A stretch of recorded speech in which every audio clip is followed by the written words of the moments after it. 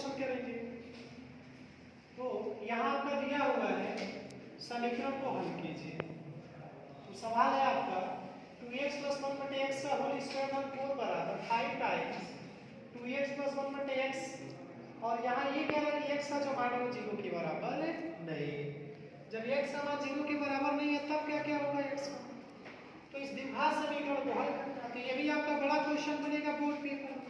और जब बड़ा क्वेश्चन बनेगा तो सीधे सीधे 6 नंबर का आपसे पूछे जा सकता है। तो इस टाइप का भी जो है आप एक सवाल जरूर अच्छे से रिवाइज कर लीजिएगा, बोर्ड पेपर में अच्छा करना है तब। तो यहाँ पे द्विघात समीकरण को हल करना, तो यहाँ पे हम पद क्या देख रहे हैं, सिमेट्रिक पद ये देख रहे हैं कि 2x + 1/x यहाँ भी लिखा हुआ और 2x + 1/x यहाँ भी लिखा हुआ। ये दोनों जो पद लिखे हुए सममित लिखे हुए हैं, सिमेट्रिक लिखे हुए हैं। तो क्यों ना हम इसी को कुछ मान लें। तो लेट कर लेते हैं। तो लेट ये कर लेते हैं कि 2x + 1/x, अब इसको हम क्या कर लेते हैं, y मान लेते हैं।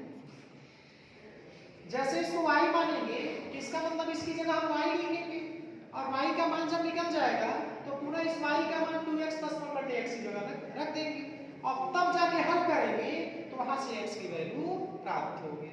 अब ऐसा करने के लिए इसको समीकरण 1 मान लेते हैं।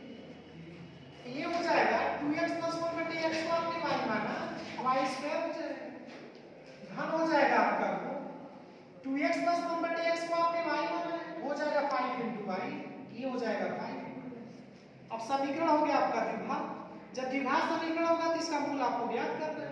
तो पहले इस 5y को इधर 75 कर लीजिए, हो जाएगा y² - 5y धन 4 = हो जाएगा 0। और अभी तक जो है आप द्विघात समीकरण का हल करना सीखते चले जा रहे हैं इस वीडियो में।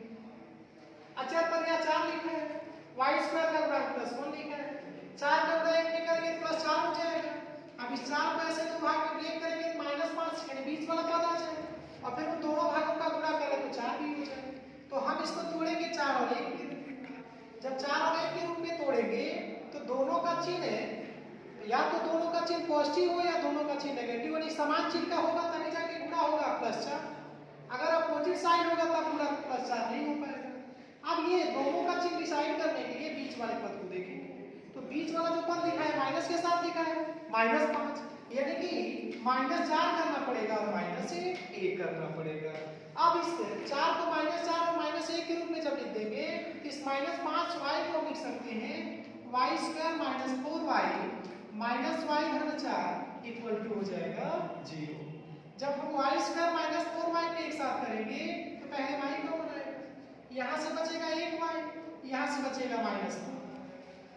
जब इन दो पदों की बात आएगी तो -1 कॉमन कर लेंगे तो बचेगा y और -4 = हो जाएगा आपका 0।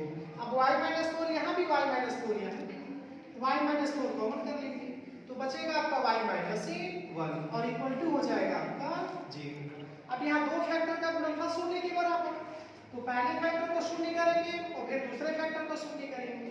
तो जब हम पहले फैक्टर को 0 करेंगे तो y - 4 = 0 हो जाएगा, यानी यहाँ से y की वैल्यू निकल के आ जाएगी 4। दूसरी बार हम क्या करेंगे, y - 1 को 0 करेंगे और जैसे इसको 0 करेंगे तो यहाँ से y की वैल्यू आ जाएगी 1, यानी y का दो मान आ रहा है, एक बार आ रहा है 4 और एक बार आ रहा है 1।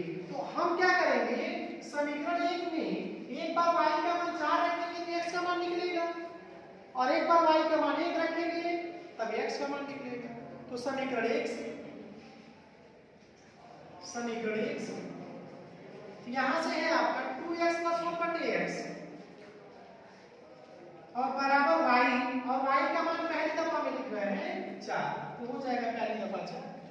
तो ये गुणा कर देते हैं तो 2x + 1 और बराबर हो जाएगा 4 का गुणा x में 4x हो जाएगा। अब इस 2x को 75 कर लेते हैं तो एक बराबर हो जाएगा आपका 4x - 2x, और जब 4x में से 2x घटाएंगे तो आ जाएगा 2x और ये हो जाएगा आपका 2 से डिवाइड कर देंगे तो 1/2 बराबर हो जाएगा x, यानी कि पहली बार x का मान आ गया 1/2, कब, जब y का मान 4 था।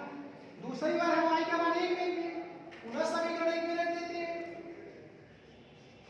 तो समीकरण 1 से यहाँ से हो जाएगा आपका 2x + 1 बटे x बराबर y, और y का मान लिख रहे हैं दूसरी दफा में 1। फिर ये गुणा कर देते हैं, हो जाएगा 2x + 1 = x। अब इस 2x को पक्षांतर कर दें तो 1 बराबर हो जाएगा x - 2x, और 1x में से जब 2x घटाएंगे -x हो जाएगा, यानी -x से दोनों पक्षों में गुणा कर दें तो यहाँ करेंगे -1 हो जाएगा, और -x में -x से गुणा करेंगे तो x हो जाएगा। यानी इस तरह से आ जाएगा x का मान -1। यानी कि इस समीकरण के दो हल हो गए या दो मूल हो गए, क्या? -1 और 1/2 तो लिख भी सकते हैं। अतः द्विघात समीकरण का हल क्या क्या होगा? एक होगा -1 और एक होगा 1/2, तो -1 और 1/2 होगा। धन्यवाद।